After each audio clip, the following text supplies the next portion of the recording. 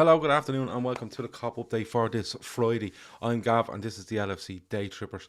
If you're watching or if you're listening later on a download, you're very, very welcome. For those watching, please hit the like button if you're in the chat, subscribe, share, and throw in your comments for the next half an hour or so. That's how we work. On today's show, we're going to have a chat around the Carabao Cup final between Liverpool and Chelsea at Wembley on Sunday, and we're also going to what else are we going to do? Well, I'm going to break this internet while I'm here for a start. Just let me sort something out here. There we go. We are going to talk around Liverpool's finances as well. Okay. The finances are interesting. They are interesting, I have to be honest with you. Like you look at the statement put out from Liverpool today, just letting you know what's going on and how things are, and it looks very, very healthy, to be perfectly honest. It looks very, very healthy. And you know what, if they've got through this COVID stuff on the sort of figures that they're talking about, and I'm sure next year's figures will give us a more of an idea as well, it will be really, really impressive from Liverpool, I'm going to be honest with you. But if as I said, if you have any comments on that at all, throw them into the chat. And as well, of course, we're going to talk about the Carabao Cup final. Kieran B says, well, what does the finances say? Haven't seen yet. I'll go on Swiss Ramble later or over the weekend. The Swiss Ramble will do a great thread on it. There's no doubt about that. They're really good at what they do. Any truth in that Roman might get turfed out with Chelsea? Says Kieran. I haven't got a notion. Daniel says, bonjour trippers, what's happening with Roman? Is he going or what? This must be something that's happening. Is this just people thinking this will happen because he's, Russian and what's going on in the Ukraine and freezing of assets and stuff like that? Is that something where Roman Abramovich will have to leave Chelsea? I don't think so. But they could stop him from entering the UK and they could freeze all his assets. But I don't think they will freeze Chelsea's. And I think the way Chelsea operate, they're self-sufficient now. I think they owe Roman Abramovich a lot of money, but I think they're self-sufficient. I don't think they rely on his money as much as they did going back 10, 15 years ago. Shawnee Lawson says, yup, Gav, yup, Shawnee. Me and Shawnee had done some planning earlier. We're taking a swing at something. We hope it works. So let's see how that goes. Are we minted, says Kieran B. I'll show you now in a minute. Great news on those finances. We're in a great spot. Hello, Gav, says Thor, keeping the dream alive. The Reds quadruple and Everton to fall. Let us hope that for that after Saturday. There is nothing to save them from stark ignominious defeat. We just a well-run club. We should be proud, and FSG are doing a good job, says Mickey Friars. Afternoon, all says Hannah alone. And MP is saying it in Parliament, Gav, about Roman Abramovich. Well, I'm sure that'll progress a little bit more as the days and possibly weeks go on, to be perfectly honest, because this isn't going to be something that's fixed very quickly. It's not going to something that you'll have an outcome very quickly. That's just judging by the Russian stuff that's going on, the reaction from the Ukraine, and the little snippets we're getting from the area over the last 24 hours or so. So listen, all we can do is hope that we hope it is finished swiftly, and we hope it is done peacefully. And just people have lost their lives already, and we don't want to see that. So we really hope it gets sorted as quickly as we can. Chelsea owe Roman 1.1 billion, says Paul Giovanni. They do. He has been named in the US sanctions list, and moving cash will be impossible for him personally. Everton owner the same, time will tell. Phil Murphy says, any chance of a loan, Gav, mate? I could ask you the same thing. Couldn't care less on Chelsea, says Dodge, but we're in a good way. Saying that, need to spend a bit more on the squad. Paris the spot to be in May. Hopefully we get there. No reason why we can't. Leila Rouge, says Sean Lawson. Champions League final has been moved to Paris, I heard. Yes, Dynamo Kiev it has, and we have got history there. Liverpool said Jota has a chance of playing on Sunday, but Firmino won't make it. Yeah, that's where we sit with it. Jota looks good. Hopefully he trains, or you may see some training pictures. We may see some training pictures hopefully today. Gav, kids not sound happy. Now one of my kids is having a meltdown now because he can't get into the room where I am, and he loves nothing more than annoying me in the room where I am. So it's usually nice and quiet here. It's different today. There's kids and visitors and everything here at the moment. Now, should have moved it to the Ataturk, says Red Steve. No, Paris will do. Paris will absolutely do. So let me just show you what's being said over the Liverpool finances. I'll show it on screen, and for the benefit of people that listen later, I'm going to read it out, and probably in full or probably most of it. So let's have a look. So this is the Liverpool website. I have gone through it, and let's just scroll and have a little gander, okay? So the summary of the financial period covers the period when Liverpool won the Premier League, its 19th league title. Significant impact on matchday revenue, dropping by nearly 95%. Media revenue rose by 64.5 million to a staggering 266.1 million. Commercial revenue rose only by 0.2 million to 217.6, and overall revenue down by 3 million to 487 million. Loss before tax fell by 41.5 million to 4.8 million.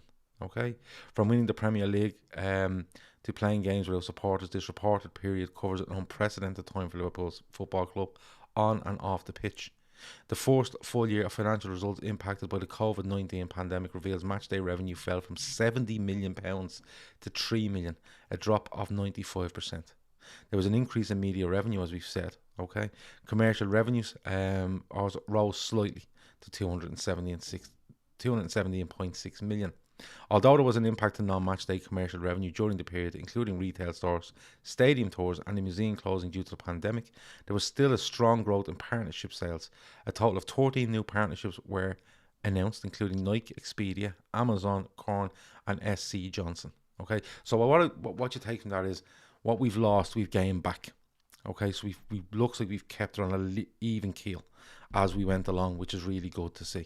The club's social media channels surpassed 100 million followers, which include 30 million on Instagram, 20 million on Twitter, and 4 million on TikTok. Liverpool also became the most engaged club in the Premier League across all social channels, with a total of 1.43 billion engagements. And that's not surprising, because social media was hit. Everyone wanted everything on social media and wanted to know any little bit of news, especially when you couldn't be at the ground and stuff like that. On the pitch, 12 new players were signed for the club during this period, which included bringing in world-class talent like Diogo Jota and Thiago Alcantara, while 12 players' contracts have been renewed, including Virgil van Dijk, Fabinho, Trent Alexander-Arnold and Harvey Elliott. Andy Hughes, who was LFC's managing director, said, "These latest results demonstrate the significant financial impact of the global COVID pandemic, which affected all areas of business. We have worked really hard for these past years to get us a really strong and sustainable financial position. Despite navigating through a very challenging and uncertain period, overall revenue remained flat, demonstrating the underlying financial strength of the business. It's been an unprecedented time on and off the pitch," he says. "Our men's team winning our 19th league title was a truly fantastic achievement, but not having supporters in the stadium to share the moment was not how we wanted it to be. Our women's team also continues to grow, and hard work and strategic plans for the women's section is seeing a challenge for promotion to the WSL this season. The continued support from our ownership has seen over 130 million invested in infrastructure over the past 3 years, and we're delighted with the great progress being made on the Anfield Road expansion project, which will see Anfield rise to 61,000 on completion in 2023. It's imperative, however, that we continue to live within our means and operate within football's regulations and financial fair play, but we continue to reinvest on and off the pitch to further strengthen our position and compete at the highest levels right across the club. We are hopefully nearing the end of the pandemic, but our priority remains to keep people safe. We'll also continue to do great work in the community to support those who live in and around Anfield and across the city region, particularly those who have been impacted by the pandemic." Okay, so that's the full kind of statement from Liverpool, and you know it's one of those where it looks good. It really does look good. I think you're going to see a bit more come of it when the next set come out, because I think that only brings us up to 2020. So you're going to see something. 2021 is going to show some as well. But the fourth round there looks like they've lost about 5 million quid in the fourth lot of it. I don't know whether the next lot will show a bigger loss, but overall the club have done quite well.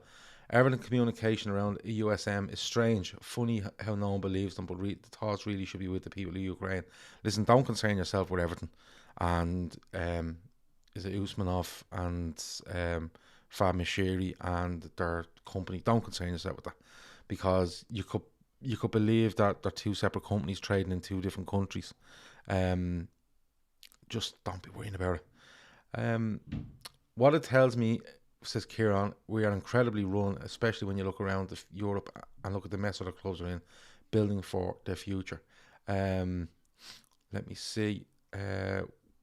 Will there be a final preview, says Zachary? Yes, that's coming tonight at 10 p.m. with Kev and Chris. Sounds promising, Gav, says Daniel Dawson. Credit to the club and owners, I guess. Gary Loughlin says, did I miss much? I'm in work. Missed the start. No, you haven't missed much. I just read out a statement from Liverpool, but you can always go back and watch it in a bit. But overall, let's look at it.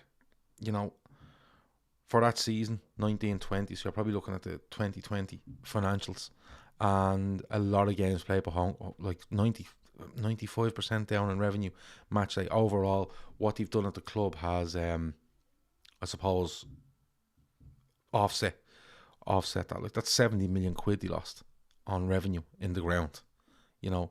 And look, I've seen people say, look, oh, well, they only lost 5 million, and even after 70 million quid loss, I've seen somebody out there today saying they should slash ticket prices and all. Now, I'm all for cheaper tickets, but I think the 70 million that he lost from match day has just been offset by commercial deals. So if you take that on its merits, you know, when things go back to normal, and you know, you full seasons with people around football grounds, using the likes of the museum, the tour, the retail stores and stuff like that, and every other thing within the ground, realistically, you've got 70 million pound more there. Now, that's not to say that your commercial deals don't go up as well, but I think they've done, what it looks like is they've done an incredibly good job at bringing in more commercial deals to offset the loss from match day revenue. Now, they could turn around and go, yeah, listen, let's knock 20 million off the price of tickets over the course of a season, and everyone would be delighted. But again, you'll still have people going, oh, well, why aren't we spending X, Y, and Z? They are definitely living within their means. They've done an incredible job on the commercial side of it, and now you'll probably see the fruits of that labour, I think, within the summer and beyond, if they are to spend some money. But I think overall it's really, really good.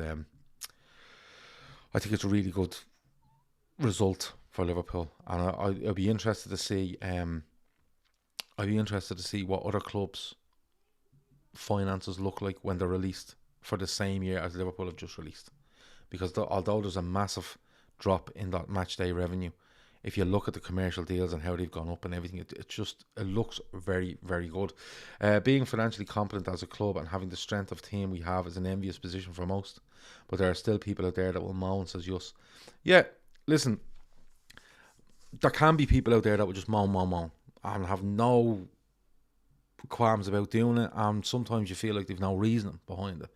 When it comes to me, I'll always say what I feel, and if I feel there's something negative to say about FSG or anything, I'll say it. But I try to do it in a measured manner where I have a little think about it. You know, I don't see myself as a moan if I say to you, we should bring in player A or two players in the summer, because I'll have a think about how we could bring them in, the cost, what we could offset it against, and still be within the model that FSG are in. You know, and that's absolutely fine to do. There's no problem with that. If you have some reason behind what you're trying to say, and not just, you know, oh, fucking spend 150 million on him, you know, it's like, yeah, I don't think that works. But look, you have to give, from what I've read, you have to give credit to not only the owners, but everyone within the football club, and I'm talking from the very top to the very bottom, that have worked, looks like, incredibly hard to do a brilliant job for the club in such a awful time for football. Let's be honest. Not being able to watch football for a good few months, and then not being able to get into grounds and watch it. So there you go. Red Steve reckons 50 of you have no thumbs. Oh, okay. There's 100 people watching. There's 50 likes. I get it. Match Machoya says, "What's up, fam? How's the Bucks looking?" Let me just bring that back up on screen just to give you a quick look at that again, okay? So let me just bring it back here, and we can just read out the main points at the top, okay? And then we can all move on from this. So there you go. It covers a period from Liverpool winning the 19th title. Match day revenue down 95%. Media revenue rose 65 million, okay? Commercial revenue rose just 200,000 basically. Overall revenue down by 3 million to 487 million, and loss before tax fell from 41 to 4.8. Okay, that's a look for everybody on screen, and a catch up for anybody that may listen later on. Okay, let me see. Sunday. Carabao Cup final against Everton. No, against Chelsea. I can't get Man City going to Everton out of my head on Saturday. Chelsea beat Liverpool at Wembley on Sunday, 4:30 kick-off, Carabao Cup final. I want to know how you're all feeling about it on this Friday afternoon. You know, we've nearly bang on 48 hours. We're 48 hours and 14 minutes away. No, 2 hours, 50 hours away, right? We call it 50. I'm really looking forward to it. I just want to see what you think. Early team predictions, early score predictions, whatever you want, absolutely throw it in there. As I said, Kev and Chris are going to do a sports show later. It's going to be heavily looking at the League Cup final, along with a bit of Premier League stuff and other stuff thrown in. So go and check that out at 10 o'clock. But I want to see what you think. Just early doors. You might change your mind between now and 10, and that's absolutely fine. Let me see. Kieran B wants to know about a guy called Spunky Monkey. I don't know I don't know who he is. Stu Max says, that's why I respect you, Gav. You're not like the narrow-minded, entitled ones who know very few players and yet moan and whine when said players aren't signed. Keep the humility and insight. Listen, I haven't got the time to shout and roar and give out. I just look at something, have a little think about it. It only takes 5 minutes, and then give an opinion. And then sometimes you're absolutely wrong. And if you're wrong, come out and say, yeah, I was absolutely wrong. What can you do? MP, the full statement will be released soon. Follow Swiss Ramble on Twitter when it's released in full for the breakdowns, Kev O'Sullivan. Yeah, absolutely check out the Swiss Ramble on Twitter, because they will do by far the best breakdown of Liverpool's finances. So definitely check them out. John Moore is buzzing, can't wait for Sunday. Kieran B can't wait for Sunday. Could be a good game. I'd love to beat Chelsea. We're favourites, in his opinion. The only place that's up for grabs is Kanate and Matip. The rest of the team picks itself. I kind of agree with you, Kev. If you're going with a Thiago, Fabinho, Henderson midfield, I fully agree with you. 4-0 to Liverpool says G10. I'm liking it. The Blue Nose can only dream of being in a final. They have a big game. A big game on Saturday, because I think Burnley go away to Brentford. Is it? And do Watford. There's two teams below them are away, I think, at Brentford and somebody else. Newcastle away at somebody else. And if they were to both win, Everton be in the bottom three going into that game. Let me see. Ali wants Kelleher, Trent, Matip, VVD, Robbo, Fabinho, Hendo, Thiago, Salah, Mane, Diaz. That is his team. We're going to have a full discussion about Kelleher versus Alisson for Sunday night. We don't all agree, says Kev O'Sullivan. Perfect. That's 10 o'clock tonight. I think the lineup picks itself, says Zachary. I think it is. It's getting close to that. Heading over Sunday morning from Cork. No ticket, not bothered. Hopefully it's the start of a special season, says Gareth. Gareth, just be careful, because if you're going over without a ticket and you don't manage to get one, I think the pubs and stuff around Wembley and that area are being instructed not to show the game, to discourage fans from travelling without tickets. So just be careful. You might need to head further out away from Wembley to get the game somewhere. Just a little note. I just did see something about that. Our lads bound to be the more confident going into Sunday. Burnley have Palace, Leicester this week, I think. Yeah, so Burnley have a real chance, but it will take 2 away wins from some of them in the bottom three to put Everton in the bottom three, if you get me, by the time they play on Saturday evening. I'm really excited for it. I'm not doing the show tonight. The next show you'll see me on will probably be the Fatback 4. We don't know whether we're going to do a full-time Reds, because it'll be very close to the Fatback 4 on Sunday. But I think it will be Kelleher, Trent. I think he'll go Matip, Van Dijk, Robertson. I think he'll go Fabinho, Thiago, Henderson. And I think the front three, Diaz, Salah, Mane, definitely. I think that's the team. Any news on Kovacic and Ziyech?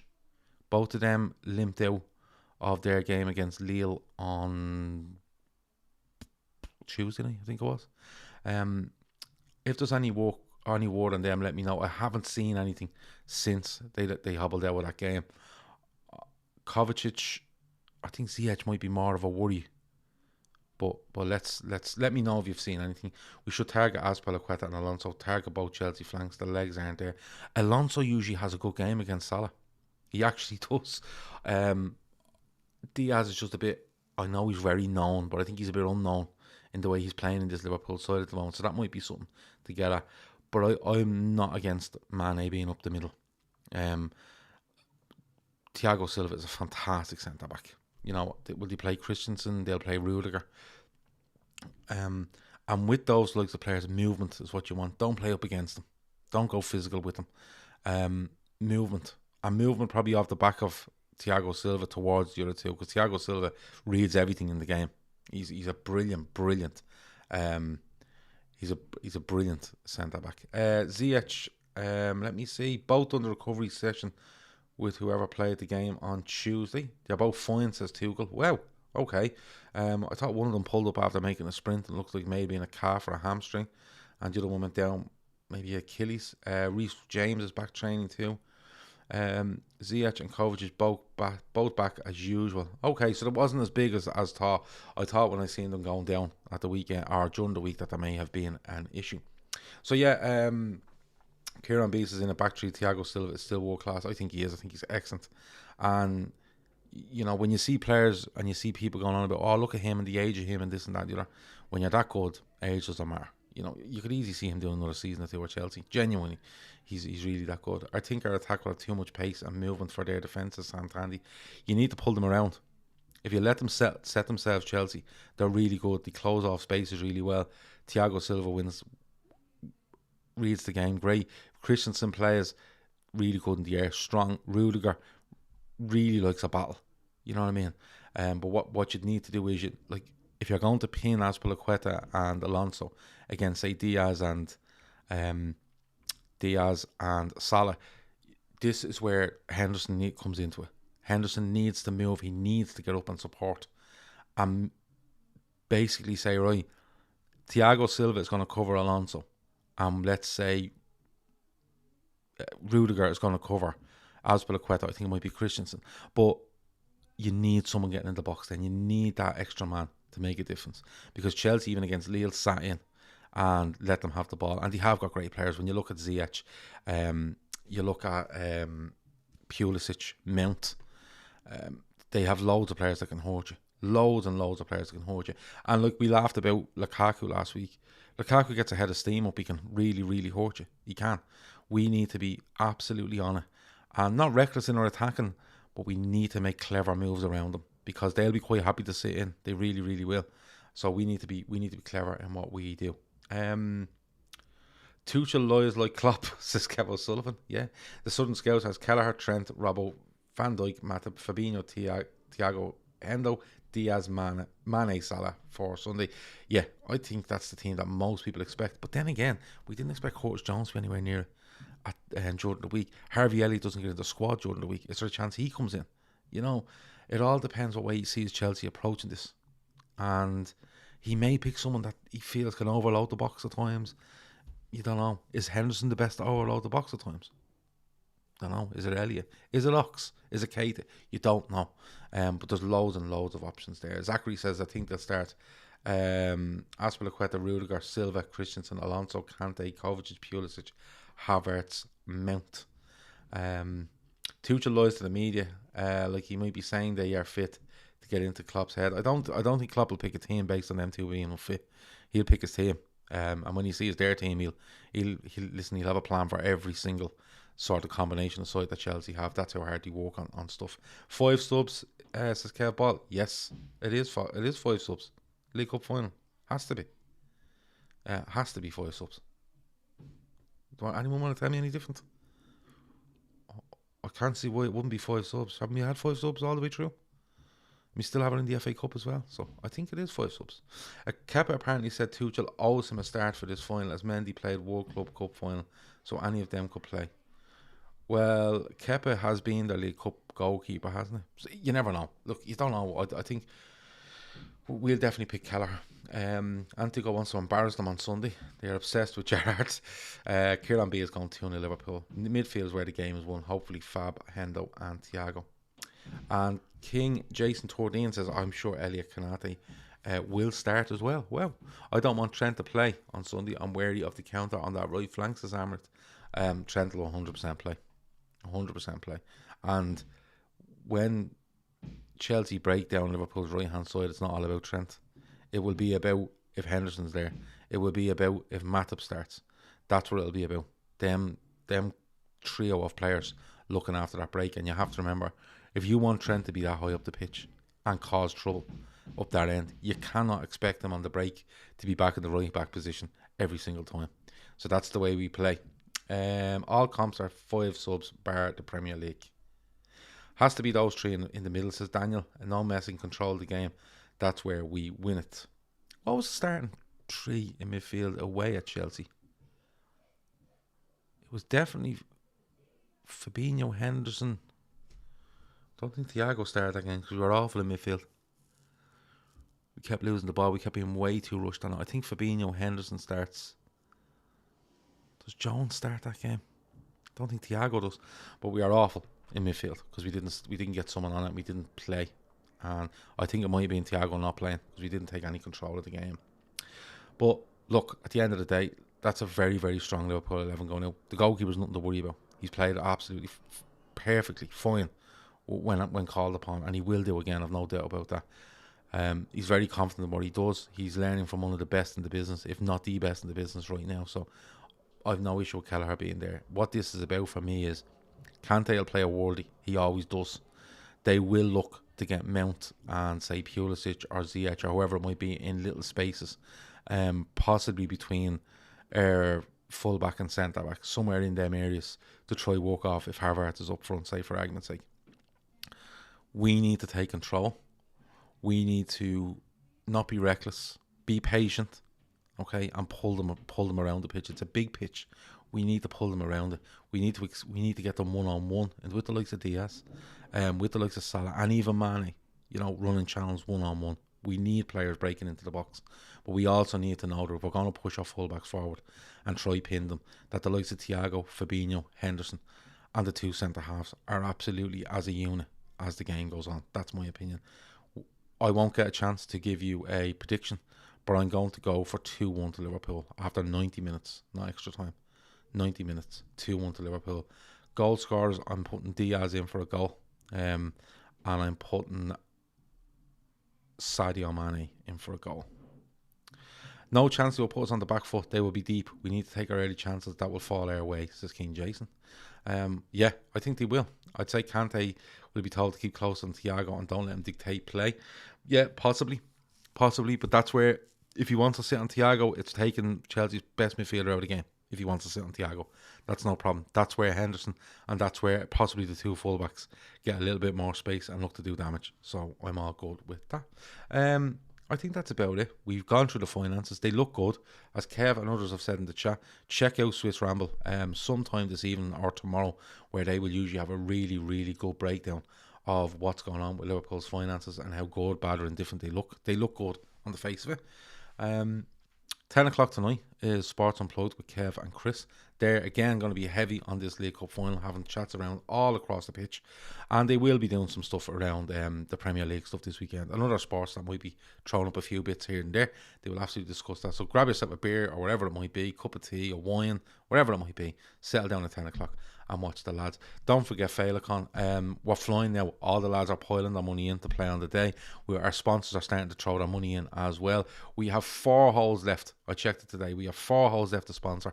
€100 each to sponsor them. If you know any individual or company that would like to sponsor them, get in touch with us, LFC Daytrippers at gmail.com, and we can get your name in there, or your company name in there as a sponsor, and it will be on the tee box of that hole on the day. Check that out. It will get us to between 3,500 and 4,000, but now it's the big push, €6,000 to find in the next 3 months, and we're going to absolutely pound you with information on this The link for the Féileacáin's website is in the description if you need to know about them. But take it from me, an absolutely brilliant charity. The link for the donation page is in there as well. So if you can donate, great. If you can't, take those 2 links, send it to all your friends, all your family, anyone you know, and just tell them to have a look and consider it. And if we can just keep sharing and sharing and sharing, it's like a Chinese whisper. It'll go out, but by the time it comes back, you know, we'll have that money for those that brilliant charity come the 10th of June. As I said, check the show out later on. It's been really good to talk to you on this Friday afternoon. Have a great weekend. I will be talking to you after the League Cup final, when hopefully Liverpool have secured their first trophy of the season. Over and out.